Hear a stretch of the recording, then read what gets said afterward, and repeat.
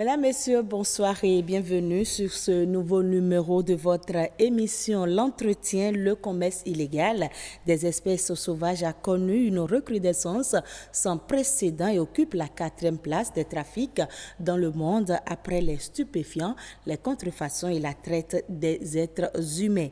Le Bénin n'est pas épargné par le phénomène, il a donc mis en place les garde-fous nécessaires pour sécuriser ses parcs. Cependant, le pays est toujours visé pour le transit des trophées vers les États consommateurs et il urge donc que les frontières du Bénin soient sécurisées. Quelles sont les armes juridiques disponibles pour lutter contre la criminalité phonique? On en parle avec M. Romefa Dovi, il est juriste et coordonnateur de Alpha Bénin. Bonsoir monsieur. Bonsoir madame. Alpha Bénin, c'est déjà quoi? Expliquez-nous un peu.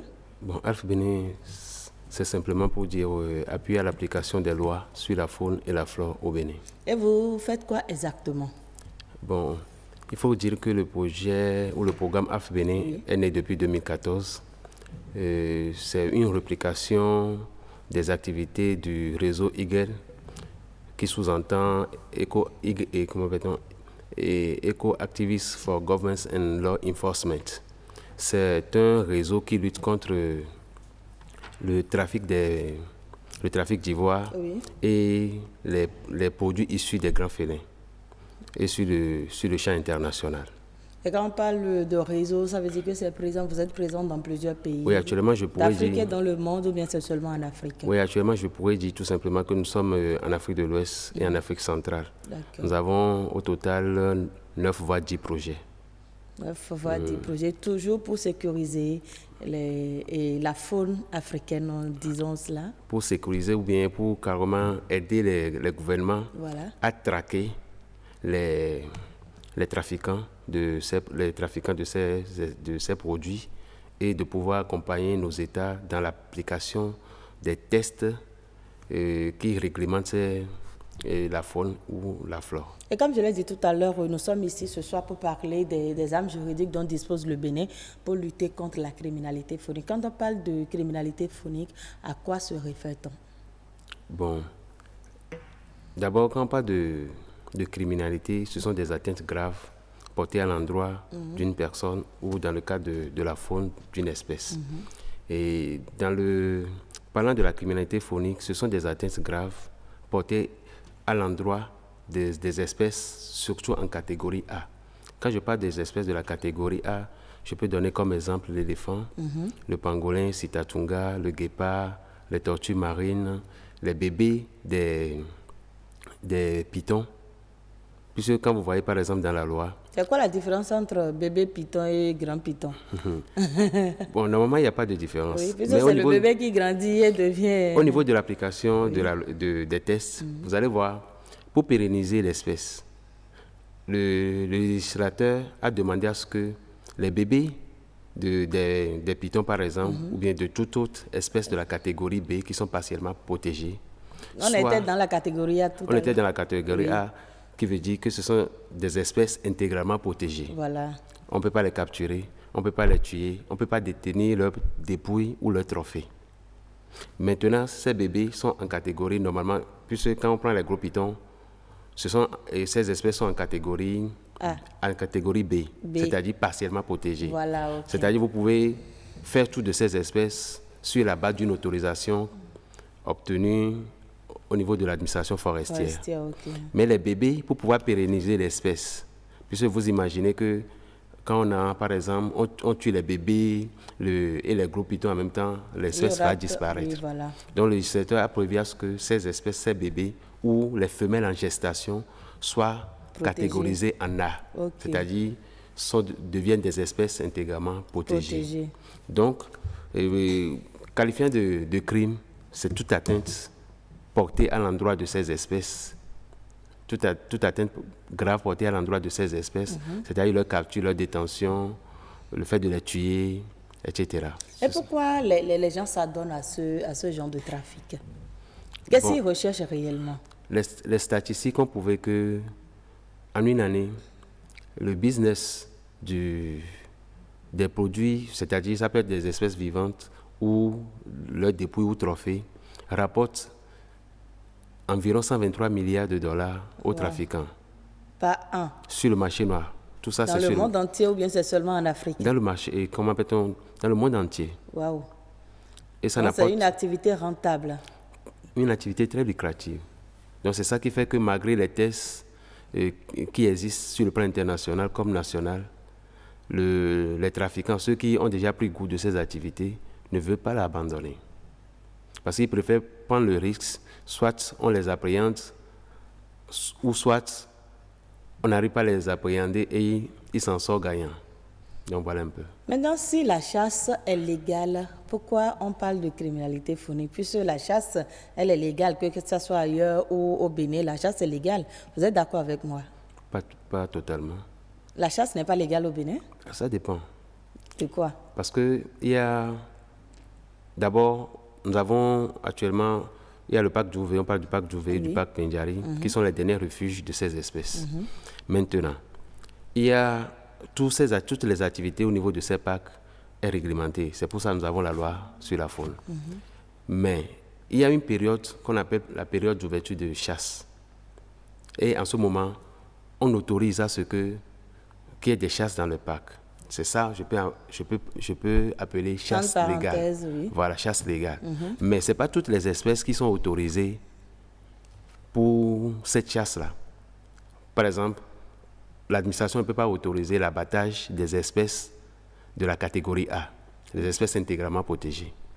Sauf si on voit qu'il y a c'est-à-dire cette espèce est multipliée dans le parc et on essaie de déclasser ça en catégorie B afin que cela soit abattu sur la base d'une autorisation de l'administration forestière.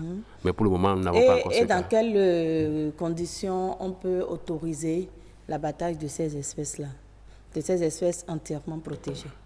Bon, l'abattage, pas trop sûr, mais on peut autoriser des prélèvements.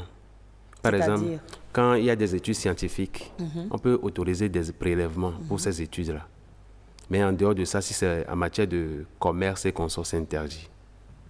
Et quand tu sais ces animaux, qu'est-ce qu'on prélève exactement? Par exemple, prenons le cas de l'éléphant. Oui. Quand on tue l'éléphant, je sais qu'il y a les ivoires. Est-ce que c'est seulement ça qui intéresse les contrebandiers? C'est pour ça qu'on tue une espèce sauvage?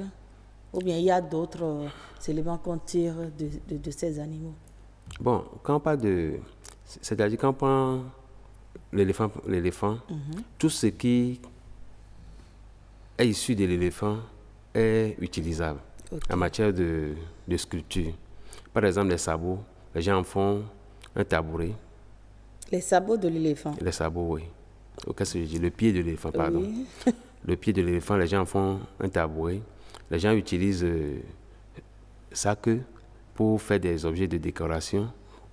Mais ce qui intéresse plus sur cette espèce, c'est les ivoires, qui coûtent extrêmement cher sur le marché noir international.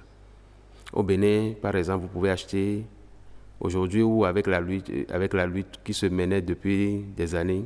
Aujourd'hui, par exemple, ça devient une denrée rare. Vous pouvez l'acheter aujourd'hui à Cotonou autour de 200 jusqu'à 300 000 francs le kilo. Le kilo Un seul kilo, oui. Wow. Mais quand vous allez un peu vers le nord, vous pouvez acheter le kilo jusqu'à hauteur de 180, 150, 180. On comprend mieux pourquoi les gens sont beaucoup plus portés vers ce trafic. Oui, parce que déjà, vous n'avez pas d'impôts, vous n'avez rien à payer à un État. Donc, une fois que vous arrivez à vous en sortir dans le business, vous gagnez gros. Vous êtes riche. Exactement. Vous avez parlé de la catégorie A qui regroupe les espèces entièrement protégées. Pourquoi on a mis spécialement ces espèces sous protection intégrale? Est-ce que c'est parce que c'est des espèces en voie de disparition? Oui, en Parce fait, que si on les laisse, je suppose, se multiplier à un niveau donné, on ne pourra plus les gérer non plus. Donc, pourquoi mettre ces espèces-là sous protection intégrale? ok. Je vous rappelle, par exemple, que ça fait plus de 30 ans que le chimpanzé, qui fait partie aussi des espèces intégralement protégées, a disparu au Bénin. Complètement? Complètement. On n'en a plus? On n'en a plus. On n'en a plus. Si Bon, vous ça voulez n'existe voir, même pas pour qu'on dise qu'on veut les protéger. ça n'existe même plus. Par exemple, si aujourd'hui vous voulez voir ces espèces, vous pouvez les voir dans certains pays de l'Afrique centrale. Vous pouvez voir également ces espèces au Nigeria. Maintenant, je pense que dans le passé, nous avons tous suivi des documentaires sur les dinosaures, les tyrannosaures et consorts. Et avec le temps, ils ont disparu. Toutes ces espèces ont disparu et aujourd'hui, on ne les voit que dans les documentaires et autres. Maintenant, si dans les films fiction. Mais c'est une réalité parce que il y a beaucoup les scientifiques ont beaucoup travaillé sur ces espèces. Ils ont vu leurs traces, comment on dit, leurs dépouilles, les ossements. Ils ont découvert beaucoup de choses sur ces espèces, ce qui veut dire que ces espèces ont existé. Maintenant, si nous voulons également permettre à ce que ces espèces, les espèces que nous connaissons aujourd'hui, subissent les mêmes sorts, bon, on ne fait rien. Mais si nous voulons préserver ces espèces pour la génération future, pour la génération d'abord présente et future, il faut vraiment du travail. Vous voyez un peu. Donc il faut vraiment du travail. Tel que le chimpanzé est parti, on croise les bras. Pour que l'éléphant ne disparaisse pas, le lion, le pangolin, les tortues marines. Mais les tortues marines, il y en a beaucoup. Il y en a beaucoup, mais vous voyez, aujourd'hui, on parle de changement climatique. Vous voyez tout ce qui se passe dans la mer, avec tout ce qui est déversé dans la mer aujourd'hui, où ces espèces se nourrissent des plastiques et consorts, et qu'on retrouve chaque jour sur nos côtes. Donc, il y a aussi un danger à ce niveau. Il y a un danger à ce niveau. La criminalité faunique, le trafic des espèces sauvages, c'est une réalité, c'est un phénomène qu'il faut combattre. Quels sont alors les tests en vigueur, d'abord au plan national? Quand on prend le Bénin, qu'est-ce qui est fait pour protéger ces animaux ou bien pour lutter contre la criminalité faunique? Du coup, je dirais que le Bénin est un pays aujourd'hui exemplaire en matière de tests pour protéger ces espèces. Nous avons une multitude de tests. Par exemple, je commence d'abord par la Constitution béninoise. La Constitution béninoise, en son article 27, qui dit que tout citoyen béninois a le devoir de protéger son environnement et l'État a l'obligation de les défendre. Donc, dans ce cas, déjà, ça découle de la Constitution. Après la Constitution, nous avons encore d'autres tests. Il y a la loi cadre sur l'environnement. En dehors de la loi cadre sur l'environnement, vous allez voir la loi numéro 2002-7 du 18 octobre 2004 portant régime de la faune en République du Bénin, avec son décret d'application. C'est ce que nous avons ici, voilà. C'est bien ça. C'est cette loi. Voilà. OK. Donc, en dehors également de cette loi, vous allez voir le nouveau code de procédure pénale qui a recopié en quelque sorte certaines dispositions de cette même loi. De cette loi du 18 octobre 2004. Voilà, que vous venez de présenter. Voilà, c'est un peu ça les tests que nous avons actuellement sur le plan local pour protéger ces espèces. Et au plan international? Et au plan international également, il y a plusieurs tests qui ont été ratifiés. Le Bénin a adhéré à certains tests ou signé certains accords. Mais le plus intéressant en matière surtout de lutte et de protection des espèces en voie de disparition. Parce que quand on parle en voie de disparition, nous avons la CITES. C'est une convention internationale. La CITES. La CITES. Ou encore la convention de Washington. C'est une convention qui réglemente le commerce des espèces en voie de disparition. Mais quand on parle de la CITES ne se limite pas seulement à la faune.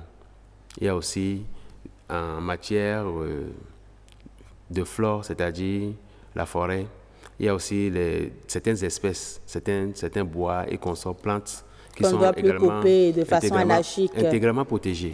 Intégralement protégées. Comme certaines espèces comme les espèces de la catégorie A. Voilà. Donc, allez-y. Donc, en dehors de la CITES, vous allez voir la convention de Ramsar, de Bonn, etc., qui militent tous en faveur. Mais la convention de Ramsar, c'est beaucoup plus pour les zones humides. Oui, ça c'est pour les zones humides. On retrouve également des espèces, quand on parle de zones humides, par exemple les tortues marines et autres. OK, voilà. Exactement. OK. Et quelles sont les sanctions alors prévues par la loi? Quand on prend tous ces tests, c'est sûr. Par exemple, quand on prend la loi du 18 octobre 2004, il y a des sanctions qui sont prévues. Quand on attrape un trafiquant, qu'est-ce qu'on lui est réservé? Bon, ça dépend de l'infraction commise par le contrevenant. Quand on prend la criminalité phonique, il y a encore des degrés d'infraction. Oui. Lesquels, par exemple? Non, c'est-à-dire quand on parle de la criminalité phonique, ça c'est des atteintes graves, mais il y a d'autres infractions prévues par la loi. Par exemple, celui qui va se promener sans aucune autorisation Dans les parcs? Dans les parcs est en infraction. Pourquoi? Oui, parce que c'est interdit. Se promener seulement? Oui. Pourquoi? Vous avez quoi à aller faire dans le parc? Tout en laissant tous les autres espaces. Et pourquoi c'est le parc que vous avez choisi? On a besoin. Quand on dit parc, c'est la nature, il y a du vent frais, les frais et tout. Il y a les espèces aussi. On peut les admirer et repartir. Mais sans pouvoir les toucher. Ce sont des espaces qui sont protégés. Puisque aujourd'hui, par exemple, nous avons l'African Park qui prend soin des espèces dans le parc Pendjari. Donc, n'importe qui n'a plus accès au parc. Voilà. Maintenant, avant d'accéder au parc, il faut payer les droits d'accès.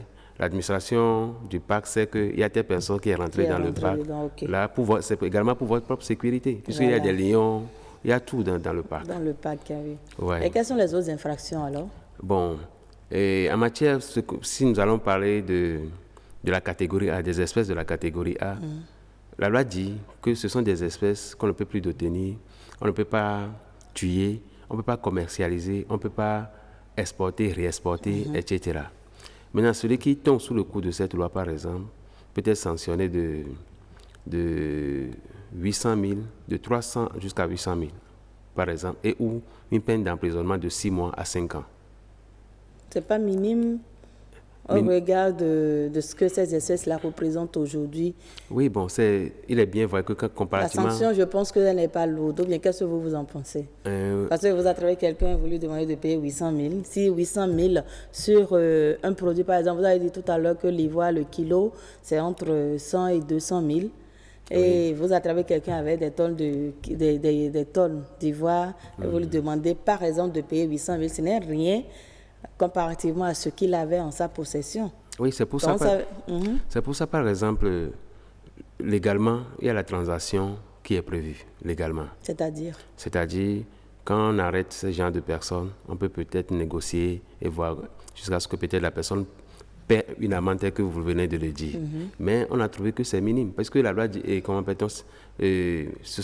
que ce sont des espèces de la catégorie A. Si rien n'est fait, ces espèces vont disparaître. Alors que ce sont des produits issus de ces espèces qui sont convoités aujourd'hui. Donc ça fait que, aujourd'hui, quand vous voyez par exemple au niveau des décisions, je tire un chapeau déjà à nos magistrats qui, d'année en année, essaient d'actualiser, d'appliquer, d'aller réellement vers l'application des tests. Et nous avons, en tout cas c'est louable. Au Bénin aujourd'hui, nous avons une loi très forte pour le moment. Même si c'est les 5 ans, on trouve ça un peu petit, c'est quelque chose de louable. Mais il y a aussi des circonstances aggravantes qui peuvent porter ces peines au double ou au triple. Voilà. Au double ou au triple. Et quand vous parlez de circonstances aggravantes, c'est quoi par exemple? Par exemple, celui qui rentre dans un parc pour aller braconner, un fonctionnaire de l'État qui s'adonne à cette activité, ou c'est une atteinte portée à une espèce intégralement protégée, la loi dit clairement qu'on peut doubler ou tripler la peine. La peine. Voilà. Et pourquoi le fonctionnaire de l'État qui exerce ce genre d'activité est beaucoup plus touché par les sanctions? Bon, le fonctionnaire... On estime qu'il est déjà payé par l'État, donc il n'a pas le droit de mener une activité parallèle. Exactement. Et en plus de ça, il est gardien en quelque sorte des ressources de l'État. Voilà. Puisque la faune et consorts font partie des ressources de l'État. Ouais. Donc, pour pouvoir les décourager, vous imaginez par exemple que des gens que l'État même a recrutés dans le parc. Et ces gens-là sont en complicité avec des braconniers pour pouvoir tuer ces espèces-là, tout en négligeant le lourd investissement que l'État fait chaque année pour pouvoir protéger ces espèces-là. Il faut vraiment taper fort. Ce sont des criminels. Donc il faut les taper fort. Est-ce que vous avez cité un certain nombre de tests tout à l'heure? Est-ce que ces tests-là sont vraiment mis en application? Parce qu'on a parlé, il y a des tests, il y a des sanctions, mais est-ce que dans la réalité, il y a déjà par exemple quelqu'un en prison où on a dit celui-là a été arrêté parce que c'est un trafiquant d'ivoire, un trafiquant de pangolin ou un trafiquant de tortue marine par exemple? D'accord. Et depuis, il faut le dire, depuis 2014 que nous avons véritablement commencé à appuyer techniquement le gouvernement béninois dans cette lutte. Il y a des efforts majeurs qui ont été faits. Je vais prendre juste quelques cas de cette année. Oui. Vous allez voir, le 12 juin passé, il y a le tribunal de Cotonou qui a condamné trois prévenus dans une affaire de vente d'ivoire à 12 mois d'emprisonnement ferme. Wow. 12 mois d'emprisonnement ferme et 200 000 francs d'amende chacun et solidairement 1 million de francs à payer. Donc c'est déjà encourageant. Je prends encore un autre cas à Kandi où 3 prévenus également ont été toujours dans une affaire de vente d'ivoire. L'un a été condamné à 36 mois d'emprisonnement ferme, ça fait 3 ans, et les 2 autres à 48 mois d'emprisonnement, dont 24 fermes. Chacun doit payer 500 000 francs d'amende et solidairement 1 500 000 de dommages et intérêts. Vous voyez un peu. Et également un autre cas, il y a un qui a été condamné, c'est-à-dire il a été arrêté, je pense à Aplaoui, avec les peaux d'animaux, c'est-à-dire des espèces intégralement protégées oui. Et partiellement protégées. Il a écopé d'une peine de 24 mois d'emprisonnement ferme et 500 000 francs d'amende. Donc, c'est des efforts qu'il faut déjà louer. Ouais, il y a un effort qui se fait déjà dans le domaine. Mais malgré tout ça, il y a quand même des récalcitrants.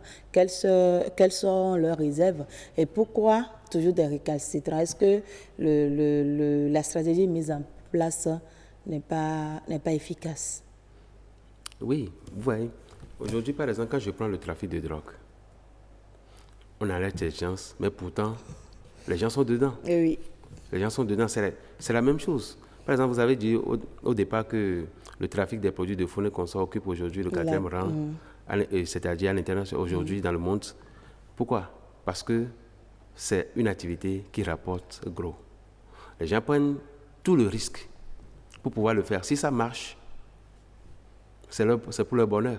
Mais si ça ne marche pas, il sait que bon, il doit subir la rigueur de la loi.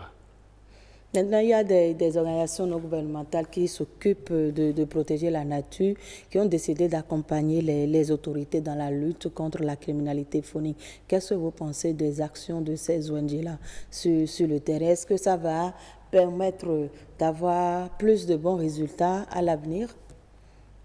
Oui, je dirais même déjà que, par exemple, avec le programme ALF-Bénin, depuis 5 ans, plus de 5 ans d'activité, les efforts fournis sur le terrain ont apporté énormément à la conservation. Parce qu'aujourd'hui, quand vous rentrez un peu dans ces milieux, les gens vont au moins vous dire non, que c'est une activité qui est sanctionnée. Maintenant, pourtant, il y a d'autres qui sont encore dedans. Parce que il y a toujours, comme on le dit, il ne peut pas y avoir de braconnage zéro. Il ne peut pas y avoir de braconnage zéro? Zéro. Ah. Il ne peut pas y avoir de braconnage zéro. Okay. Donc, c'est ça qui fait que, même, c'est-à-dire quand il y a de cela, depuis 2013, jusqu'en 2013, vous allez voir dans les hôtels où on exposait ces ivoires-là, au vu au sud de tout le monde. Mais aujourd'hui, vous ne Ce n'est plus possible. Ce n'est plus possible. Faites vous-même un tour dans les hôtels, vous allez voir. Il y a des endroits dans le pays où on expose certains produits de certaines espèces protégées. Aujourd'hui, vous ne verrez plus. Donc, les seuls habilités aujourd'hui à exposer des trophées, c'est les forestiers. À exposer les forestiers dans quel sens? Parce que, non, par exemple, lors des foires, on voit des trophées qui sont exposés. Les forestiers peuvent le faire. Oui, la loi le permet. Parce que mais la loi un individu simple ne peut pas avoir en sa possession des trophées. Bon, si, ça dépend. Si c'est par exemple des structures, des ONG qui sont dans l'éducation environnementale et qu'on sort, c'est possible aussi. C'est possible. Mais il faut que ça soit fait dans des cadres donnés. Ok, 26 minutes, c'est vite passé. Un mot pour conclure cette émission. D'accord, merci Madame la journaliste. Moi, je vais juste demander à nos populations que cette lutte que le gouvernement, en partenariat avec des ONG spécialisées, sont en train de mener, c'est pour le bonheur de nous tous. Nous n'avons aucun intérêt à chercher à couvrir ces vils individus qui sont tapis dans l'ombre et continuent ce genre d'activité. Nous devons avoir cette culture de dénonciation. Il faut dénoncer, parce que c'est un patrimoine commun.